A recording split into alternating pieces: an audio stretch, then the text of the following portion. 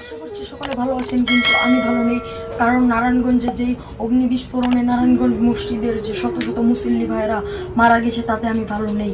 তো গাইজ, আজকের আপনারা থাম্বনেল এবং টাইটেল দেখে বুঝিয়ে গিয়েছেন আজকে আমরা সেই বিষয়ে কথা বলবো। আপনারা অনেকে জানেন না, অনেকে না জেনে অনেক কটূক্তির শিকার হচ্ছেন অথবা অনেক গুজবের শিকার হচ্ছেন।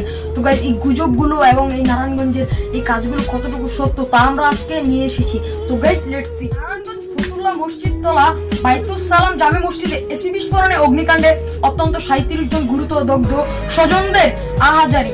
নারায়ণগঞ্জ শহরের তল্লা এলাকার একটি মসজিদে বিস্ফোরণ ও অগ্নিকাণ্ডে অত্যন্ত 37 জন গুরুতর দগ্ধ হয়েছেন। শুক্রবার রাত 9:30টার দিকে এশার জামাত শেষ হওয়ার পর তল্লা সবুজবাগের বাইতুস সালাম জামে মসজিদে এই ঘটনাটি ঘটে। ওই সময় মসজিদে সুন্নত নামাজ আদায়ের জন্য সবাই দগ্ধ হন বলে জানা গেছে। তাদের উদ্ধার করে ঢাকা শেখ হাসিনা জাতীয় বার্ন অ্যান্ড প্লাস্টিক সার্জারি ইনস্টিটিউশনে ভর্তি করা হয়। চিকিৎসকরা জানান বেশিরভাগই গুরুতর দগ্ধ হয়েছেন। তাদের শরীরে 30 থেকে 95 ভাগ পুড়ে গেছে। এর মধ্যে গভীর রাতে জুয়েল নামের 7 বছরের এক শিশু মারা যায় বলে ইনস্টিটিউশন সম্ভাষণ ডাক্তার সামান্তলাল সেন নিশ্চিত করেছেন। শিশুটির শরীরে 95% পুড়ে গিয়েছিল। এদিকে স্বজনদের দগ্ধ হওয়ার খবর শুনে করোনা পরিস্থিতির মাধ্যমে burn and plastic surgery institution মানুষের ভিড় জমান। অনেকে তো মানুষ তাদের আজাহারিতে সেখানে হৃদয় ব্যক্তির দৃশ্যের অবতারণা হয়। Burn and plastic surgery institution সমন্বয়ক ডাক্তার সমান্তলাল সেন বললেন, কাউকে সমাযুক্ত বলা যাচ্ছে না। বেশিরভাগই পুড়ে যাওয়া পরিমাণ অনেক বেশি, অনেক নিবিড়। পরিচর্যা কেন্দ্রে আইসিইউ নেওয়া হচ্ছে। দগ্ধ সবাইকে সর্বোচ্চ চিকিৎসা দিয়ে সারিয়ে তোলার চেষ্টা চলছে। নারায়ণগঞ্জে fire service and civil defence সরকারি পরিচালনা আব্দুল্লাহ আল আইরাফিন জানান, মসজিদটির নিচ দিয়ে গ্যাসের পাইপলাইন নেওয়া হয়েছে। সেই পাইপে ছিদ্র হয়ে গেছে, গ্যাস নির্গত হচ্ছিল। পুরো মসজিদ শীতাব নিয়ন্ত্রণ হওয়ার সব জানালা বন্ধ ছিল, এ কারণে গ্যাস বাইরে বেরোতে পারেনি। ওই অবস্থায় কাউকে মসজিদের ভিতরে এসি ফ্যান সুইচ করার সময় সৃষ্ট ছোট্ট স্ফুলি থেকে আগুনের সূত্রপাত বলে ধারণা করা হচ্ছে। এতে মসজিদের ভিতর আগুন ধরে যায় ও মুসল্লিরা দগ্ধ হন। আগুনের মসজিদে 6টি এসি ক্ষতিগ্রস্ত হয়েছে খবর পেয়ে। তবে আপনারা এখন ঘটনাটি শুনতে পেলেন। তবে এটা কিভাবে সম্ভব? সাধারণত একটা গ্যাসের নিচে গ্যাসের লাইন থেকে আগুন উঠে, মানে মসজিদে এত 30 থেকে 90 জনের মতো মানুষ কিভাবে আহত এবং নিহত হন? তাদের শরীর পুড়ে আগুনে ছাই হয়ে যাওয়ার অবস্থা আপনারা দেখতেই পাচ্ছেন।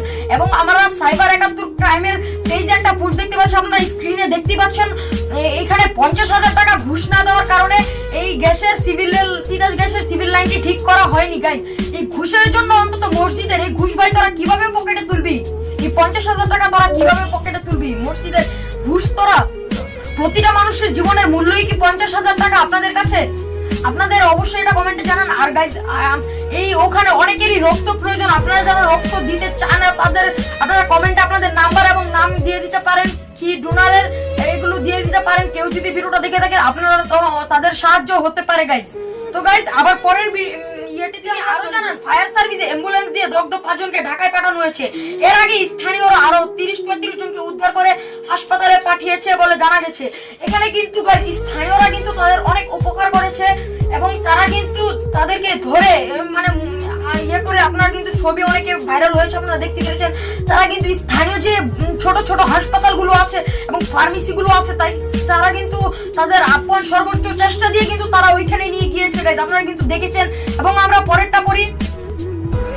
তারপর তবে আগুন তার ভগ্নে হন্যাংশ দগ্ধ হয়েছেন। তাদের মধ্যে আসেন মসজিদের ইমাম মাওলানা আব্দুল মালেক অফিসারি, মুয়াজ্জিন দেলোয়ার হোসেন মুসাল্লি, শামীম বাহাদুদ্দিন, আব্দুল আজিজ, মোহাম্মদ আজিজ, নাদিম, গফুর, 2 সহোদর সাব্বির, জুবাইর। এছাড়া মসজিদের পাশ দিয়ে যাওয়ার সময় সালমা বেগম নামে এক নারীও গুরুতর আহত হন।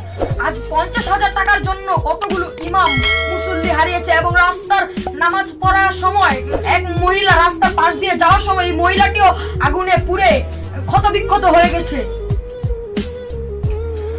ঘটনার পর মসজিদের ভিতরে গিয়ে দেখা যায় আগুনের তাপে মসজিদের এসি গুলো গলে গেছে। ভেতরে থাকা সিলিং ফ্যানের পাখাগুলো বেঁকে গেছে। থাই গ্লাসের দরজা ভেঙে মেঝেতে কাচের টুকরো ছড়িয়ে ছিটিয়ে রয়েছে। নারায়ণগঞ্জের 100 হাসপাতালের জরুরি বিভাগ চিকিৎসা ডাক্তার গোলাম মুস্তফা বলেন, নারায়ণগঞ্জের আগুনের দগ্ধ প্রাথমিক চিকিৎসা দেওয়ার ব্যবস্থা না থাকায় দ্রুত ঢাকা পাঠানো হয়েছে। মানে গাইজ, অনেকে কিন্তু এগুলো শুনেছে, একটা গুজবের শিকার হয়েছে যে নারায়ণগঞ্জ মসজিদে এসি বিস্ফোরণে এগুলো হয়েছে গাইজ।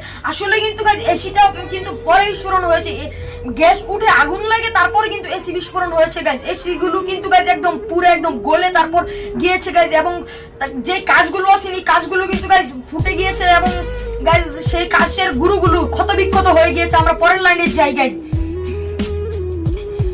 পরের লাইন, বান ইনস্টিটিউটের সামনে কানারত রওশন সকালকে জানান মসজিদের এশার নামাজ পড়তে গিয়ে তারা দুইজন জামাতে হোসেন ও আমজাদ হোসেন দগ্ধ হয়েছে। তারা পেশায় গার্মেন্টস কর্মী।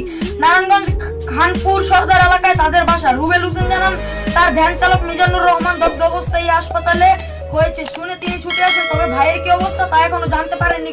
দুঃখের ব্যাপার, যারা এখন রুগী তাদেরকে কিন্তু গাইজ দেখতে দেওয়া হচ্ছে না, তারা যেই আত্মীয় স্বজন আছে তারা কিন্তু গাইজ গিয়ে দেখতে পাচ্ছে না তাদেরকে গাইজ। তো আমরা পরের লাইনে যাই। তিতাস গ্যাসকে আগেই জানানো হয়েছিল গাফতলির মসজিদের এসি বিস্ফোরণ। নারায়ণগঞ্জের মুসল্লিরা বলেছে জানানো সত্ত্বেও তিতাস গ্যাস কর্তৃপক্ষ মসজিদে নিজে দিয়ে যাওয়া গ্যাসের লাইনের লিকেজ মেরামত না করায় নারায়ণগঞ্জ সদর উপজেলার ফৈতুল্লাহ মসজিদ তলা এলাকার বাইতুল সালাম জামে মসজিদে এই ভয়াবহ এসি বিস্ফোরণের ঘটনা হয়েছে। আমি প্রথমেই বলেছিলাম এই তিতাস গ্যাস তাদেরকে জানানো হয়েছে, তারা তারপরও 50,000 টাকা ঘুষের জন্য কিন্তু তারা মেরামত করেনি। তাদের আজ 50,000 টাকার জন্য কিন্তু এত এত যুবকের মুসল্লিদের প্রাণ কিন্তু গাইজ চলে গেল। আপনারা দেখতেই পাচ্ছেন স্ক্রিনে ছবিগুলো গাইজ। শুধু 50,000 তাদের কিন্তু আগে জানানো না হতো তা একটা কথা ছিল গাইজ, তাদের কিন্তু গাইজ। আজকের ভিডিওটি ছিল এই পর্যন্তই, এবং গাইজ আজকের ভিডিওটি বানাতে কিন্তু আমাদের অনেক কষ্ট হয়েছে গাইজ। আমাদের ফ্যান নাই, যে স্টুডিও আমাদের স্টুডিওতে ফ্যান নাই কারণ নয়েজ হয়, এবং এসিও নাই কারণ নয়েজ হয়। তো নয়েজের আওয়াজ হয়, তো গাইজ আজকের ভিডিওটি বানাতে কিন্তু অনেক কিছু ঘাটতে হয়েছে, অনেক কিছু করতে হয়েছে। তো গাইজ আজকের ভিডিওটি যদি আপনাদের ভালো লাগে এবং আপনাদের কথা যদি হেল্পফুল হয় তাহলে অবশ্যই আমাদের চ্যানেলটি সাবস্ক্রাইব করে দিবেন এবং পাশে থাকা নোটিফিকেশনটি অল বাজিয়ে দিবেন। তো গাইজ আজকের ভিডিওটি যদি ভালো লাগে তাহলে একটা লাইক দিয়ে দিবেন, আর এই খবরগুলো যারা যাতে মানে ভুয়া নিউজ জানতে না পারে তা আপনাদের বন্ধুদের মাঝে শেয়ার করুন। আর আগামী আপডেট পাওয়া পর্যন্ত আমাদের সাথে থাকুন। ধন্যবাদ, আসসালামু আলাইকুম। আর সকল আপডেট আপনাদের